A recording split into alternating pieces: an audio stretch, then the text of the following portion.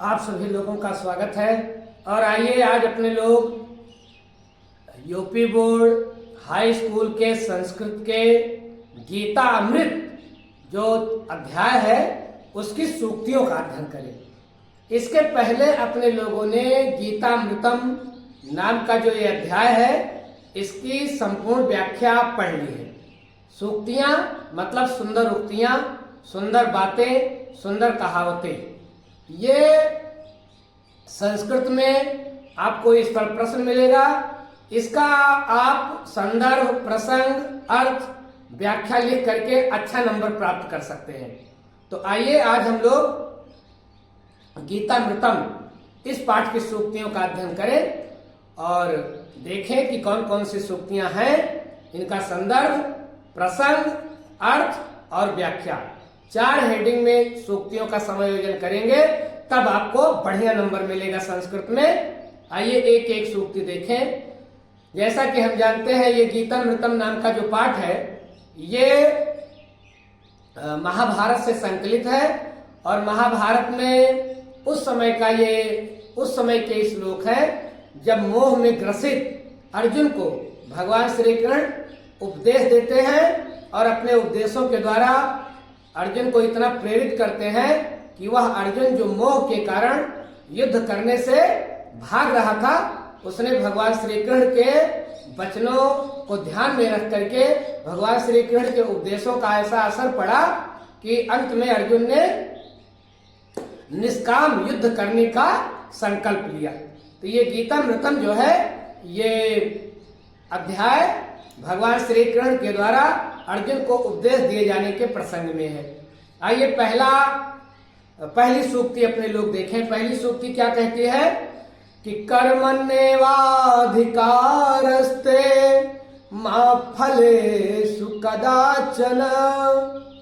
पहली सूक्ति और गीता का प्रसिद्ध श्लोक, प्रसिद्ध सूक्ति।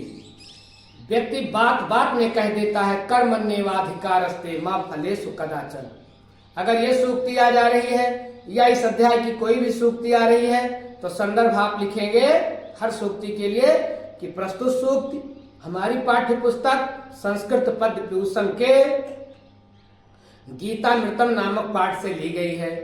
ये अध्याय महाभारत से संकलित है, तो ये आप इसके संदर्भ में लिखेंगे। प्रसंग, इस सूक्ति के प्रसंग में आप क्या लिखेंगे कि इसमें बताया गया है कि व्यक्ति का केवल कर्म करने में अधिकार है, उसके फल में कभी भी नहीं। ये प्रसंग हो गया। आइए अर्थ देखें। कर्मण्येव अधिकारस्ते, कर्मण्येव कर्म में ही अधिकारस्ते अधिकार है, मां फलेषु कदाचन, मां नहीं फलेषु फलों में कदाचन कभी भी। कर्म करने मात्र में ही अधिकार है, फल में कभी नहीं। ये इसका अर्थ हो गया। आइए इसकी व्याख्या हम लोग देखें।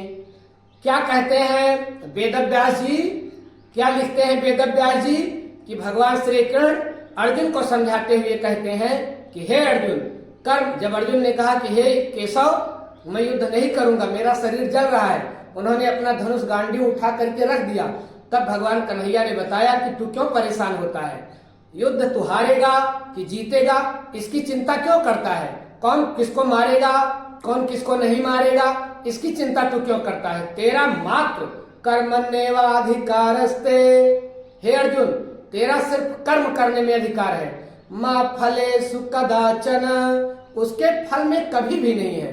और हे अर्जुन मां कर्म फल हेतुर्भूमा, तू कर्म फल का कारण मत बन, तू कर्म के फल के चक्कर में मत पड़ और अकर्म से तेरी आसक्ति ना हो, मतलब काम ना करने में तू अपने मन को ना लगा, तू सिर्फ कर्म करने में अपने मन को लगा, कर्म ना करने में तू अपने मन को ना लगा, क्योंकि फल में तो तेरा अधिकार है नहीं, सिर्फ कर्म करने में तेरा अधिकार है। तो ये सूक्ति की व्याख्या रही। और भैया ये भी हम लोग समझ लें सूक्ति के माध्यम से कि जितना मजा हमें कर्म करने में आता है उसके फल में नहीं आता। आप लोग पूरे साल पढ़ते हो, रिजल्ट एक दिन आता है, तो रिजल्ट का मजा केवल एक दिन है, लेकिन पढ़ाई का मजा अगर आप रोज ले तो कितना अच्छा हो।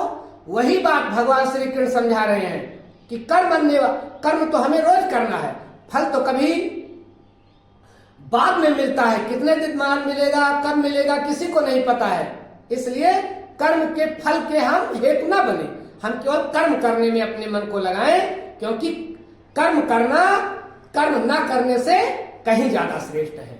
और मानसकार बाबा तुलसी भी ने लिखा है कि कर्म प्रधान विश्व करी रखा। तो कर्म की तो बड़ी प्रधानता है ना, लेकिन फल में हम अपने चित्त को कभी ना लगाएं, क्योंकि फल का आनंद तो थोड़े समय तक रहता है। कितना अच्छा हो कि हम लोग दैनिक जो भी काम करते हैं उस काम को आनंद के साथ करें, एंजॉय के साथ करें, तो हमें रोज मजा मिलता रहेगा, रोज आनंद मिलता रहेगा। फल का आनंद तो केवल एक दिन और कुछ पल के लिए मिलेगा। वही बात भगवान श्री कृष्ण अर्जुन को समझा रहे हैं कि हे अर्जुन, तू केवल कर्म कर, अर्थात तू केवल युद्ध कर, तेरा कर्म करने में अधिकार है, तेरा युद्ध करने में अधिकार है। युद्ध तू हारेगा कि जीतेगा ये तेरे बस में नहीं है, इसका निर्धारण तो प्रकृति करेगी। तो इसकी चिंता छोड़ दे, कर्म फल का कारण मत बन और अकर्म से अपने मन को मत लगा।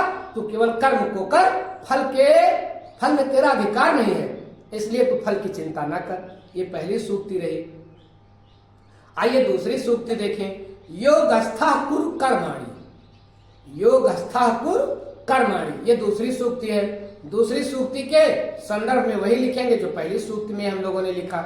इसमें जितनी भी सूक्तियां हम पढ़ेंगे संदर्भ सबका वही होगा। आइए प्रसंग देखें। प्रसंग में आप क्या लिखोगे? प्रसंग में लिखोगे कि इसमें योग में स्थित होकर के कर्म करने की बात कही गई है। अर्थ में क्या लिखेंगे? योगस्थः कुरु कर्मणि। आप अर्थ में लिखेंगे कि भगवान श्री कृष्ण अर्जुन से कहते हैं कि हे अर्जुन, तू योग में स्थित होकर के कर्म कर। अब आए व्याख्या, चौथी हेडिंग। व्याख्या में क्या लिखेंगे कि भगवान श्री कृष्ण अर्जुन को समझाते हुए कहते हैं कुरुक्षेत्र के मैदान में कि हे अर्जुन, तू योग में स्थित होकर के कर्म कर। ये योग में स्थित होकर के कर्म करना, भैया कौन सा कर्म करना है? योग में स्थित होकर के कर्म करने का मतलब है कि कर्म के फल की चिंता ना की जाए और कर्म का फल चाहे जैसा आए, चाहे हार में आए चाहे जीत में आए, उसके लिए परेशान ना हुआ जाए। ये योगस्थ कर्म है। मतलब हार में, जीत में, सुख में, दुख में, सर्दी में, गर्मी में, मान में, अपमान में, जितनी भी अनुकूल और प्रतिकूल परिस्थितियां हैं उन सभी में समान भाव रख करके तू कर्म को कर। हार जीत को समान समझ करके तू कर्म कर। ऐसा उपदेश भगवान श्री कृष्ण अर्जुन को देते हैं कि हे अर्जुन, तू योग में स्थित होकर के कर्म कर। योग भैया वही नहीं है कि हम सांसों को खींचें नाक के द्वारा और सांसों को निकालें, शीर्षासन करें, यही योग नहीं है। योग क्या है? योग वो है कि हम हर परिस्थिति में समान बने रहें, ये योग है। तो भगवान श्री कृष्ण अर्जुन से कहते हैं कि हे अर्जुन, तू योग में स्थित होकर कर्म कर, अर्थात हर परिस्थिति को समान समझ करके कर्म कर। अगर तू ऐसा कर्म करेगा तो तुझे कर्म करने का पाप नहीं लगेगा। तू कोई भी कर्म करेगा, तेरे हाथ से अगर ये कुरुक्षेत्र में सेना मारी भी जाती है तो अर्जुन तुझे पाप नहीं लगेगा। कब? जब तू योग में स्थित होकर के कर्म करेगा, अर्थात समान भाव में होकर के कर्म करेगा। तो ये इसकी व्याख्या हो गई। आइए तीसरी सूक्ति देखें। तीसरी सूक्ति कहती है समत्वम योग उच्यते, समत्वम योग उच्यते। भगवान श्री कृष्ण इसमें क्या समझाते हैं? इसके प्रसंग में हम लोग क्या लिखेंगे कि इसमें यह बताया गया है कि योग किसे कहते हैं। इसमें यह बताया गया है कि योग किसे कहते हैं। इस सूक्ति में बताया गया है कि योग क्या होता है। और अर्थ देखें, अर्थ में हम लोग लिखेंगे समत्वम योग उच्यते, अर्थात समभाव रखना ही, हर परिस्थिति में समभाव रखना ही योग कहलाता है। व्याख्या लगभग वही होगी जो इसके पहले वाली सूक्ति की हुई। आइए देख लेते हैं। भगवान श्री कृष्ण अर्जुन को समझाते हुए कहते हैं कि हे अर्जुन, योगस्थः कुरु कर्मणि, तू योग में स्थित होकर के कर्म कर, अर्थात तू हर परिस्थिति को समान भाव में समझ करके कर्म कर। हार जीत को तू अपने हृदय में मत ला। तू ये युद्ध कुरुक्षेत्र के मैदान में युद्ध जीतेगा कि हारेगा, इससे तू मतलब ही मत रख। तू योग में स्थित हो जा। योग में स्थित होने का मतलब तू हार जीत को पहले से ही समान समझ ले। तेरी हार होगी कि जीत होगी, तेरे ऊपर इसका कोई असर नहीं पड़ेगा।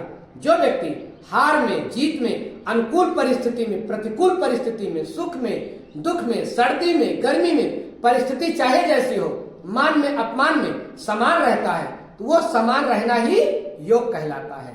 समत्वम योग उच्यते। हर परिस्थिति में अर्जुन जो समान रह करके रहता है, वही समान रहना ही, हर परिस्थिति में समभाव रखना ही योग कहलाता है। ये इस सूक्ति की व्याख्या हुई। आइए अगली सूक्ति देखें। श्रद्धा, अगले सूक्ति में भगवान कहते हैं श्रद्धावान लभते ज्ञानम।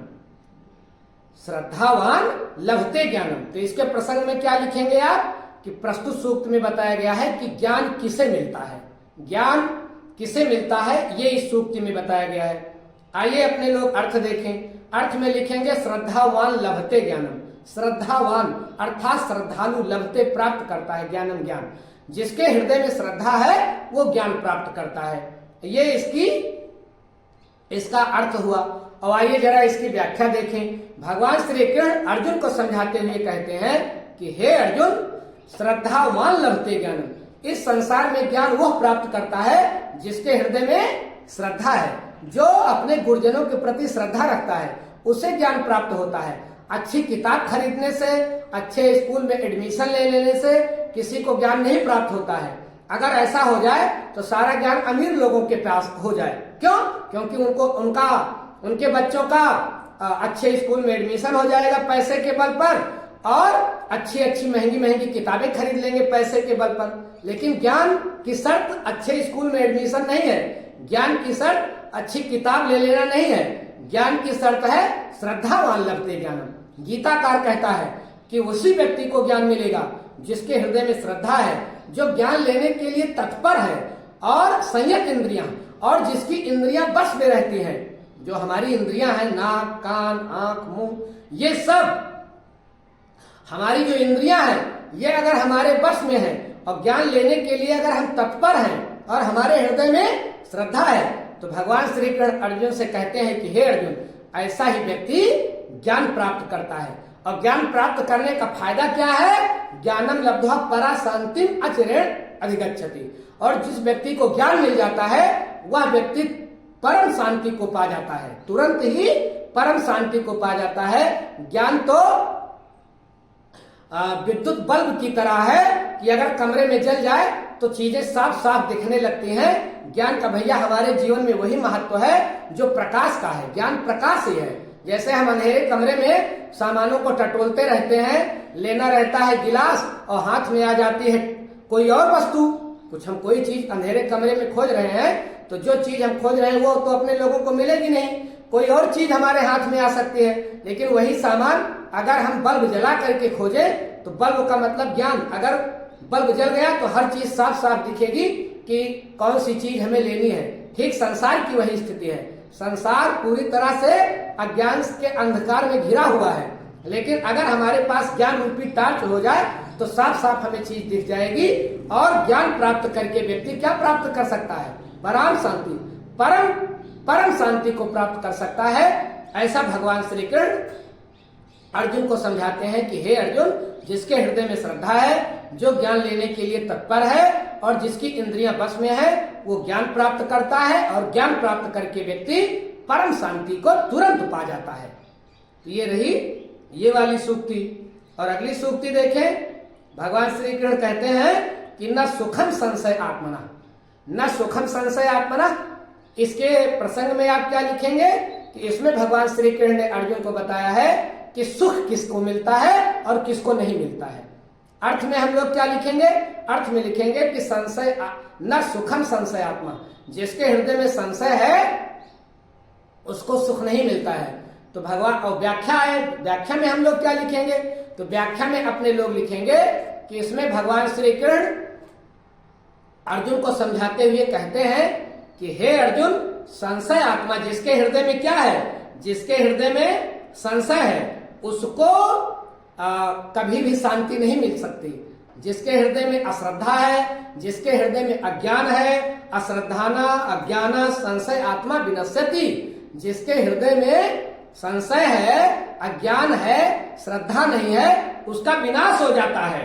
और न अयम लोको अस्ति, ऐसे व्यक्ति के लिए जिसके हृदय में संशय भरा हुआ है, सबके प्रति संशय, माता पिता के प्रति संशय, अपने गुरुजनों के प्रति संशय, भगवान के प्रति संशय, सबके प्रति संशय, सबके लिए संदेह जिसके हृदय में है, वो व्यक्ति क्या होता है? न एवं लोको अस्ति। भगवान श्री कृष्ण कहते हैं कि हे अर्जुन, उसके लिए न यह संसार है, न परो, न वह लोक है, न इस लोक में उसको शांति मिलती है, न उस लोक में शांति मिलती है, और न सुखम संशय आत्मना।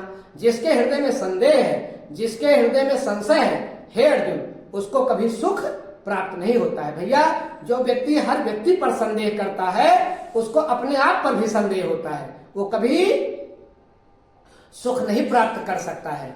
तो ये इस सूक्ति की व्याख्या रही कि न सुखम संशय आत्मना, संशय वाले व्यक्ति को सुख नहीं है। आइए अगली सूक्ति देखें। आगे भगवान श्री कृष्ण अर्जुन के लिए कहते हैं, निर्वैरः सर्वभूतेषु यः सः मामेति पांडव। इसके प्रसंग में आप क्या लिखोगे? इसके प्रसंग में आप लिखोगे कि प्रस्तुत सूक्ति में भगवान श्री कृष्ण ने अर्जुन को बताया है कि हे अर्जुन, कौन मुझे प्रिय है और कौन मेरा है, मैं किसको मानता हूं। वैसे तो भगवान कहते हैं कि सब मम प्रिय सब मम उपजाए, तेहिमा मोहि मनुज अति भाई। सब भगवान की संतानें हैं, भगवान सबको प्यार करता है, सभी जीवधारियों को, लेकिन मनुष्य को कुछ ज्यादा प्यार करता है। उसका सबसे प्यारा बेटा मनुष्य है, लेकिन मनुष्य में भी कौन मनुष्य भगवान को ज्यादा प्यारा है, उसकी चर्चा करते हुए भगवान अर्जुन से कहते हैं कि हे अर्जुन, इसके अर्थ में आप क्या लिखोगे कि भगवान श्री कृष्ण अर्जुन से कहते हैं कि हे अर्जुन, निर्वैरः सर्वभूतेषु, निर्वैरः जिसके हृदय में बैर नहीं है, निर्वैरः जिसके हृदय में शत्रुता नहीं है, बैर नहीं है, सर्वभूते सभी प्राणियों से, वह व्यक्ति जो सभी प्राणियों में से किसी प्राणी में बैर भाव से नहीं देखता है, यह जो सह वह मामेत मेरा पांडव, हे पांडव, हे अर्जुन, अर्जुन का एक नाम पांडव भी है, तो हे पांडव, हे अर्जुन, जो किसी प्राणी से बैर नहीं करता है वह मुझे प्रिय है। ये इसका अर्थ हो गया। अब व्याख्या हम लोग देख ले।